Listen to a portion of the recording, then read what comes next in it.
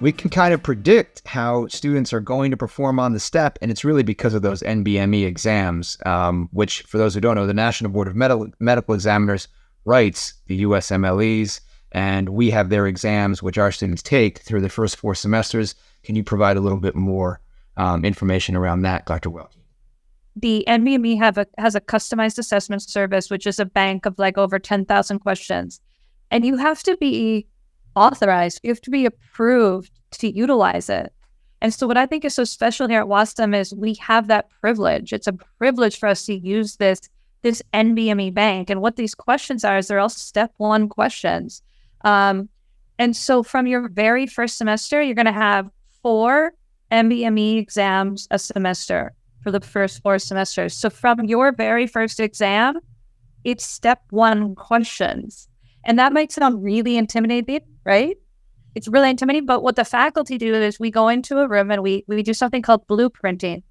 So we can pull up various the questions from the bank and add them to an exam. So they're appropriate. We make sure they're aligned to our objectives and they're appropriate for whatever exam it may be. Maybe it's cardiovascular.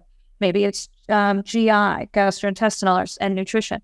But we're able to blueprint an appropriate exam from step 1 questions and then deliver that to our students. So within your first 4 semesters here, that's 16 NBME exams. And so, and you two can comment, but I think you get really good at reading the stems, looking at the distractors, which are the answer choices.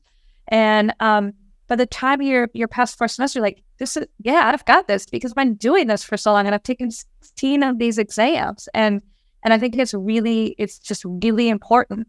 So again, like at other schools, faculty go in and write questions, and you can probably understand that those can be riddled with flaws or issues, or and they might not be written in that NBME format and style, which is so important. I mean, our main goal here is to teach you a lot of cool stuff, but to get you through step 1. And the best way to do that is to give you step 1 questions.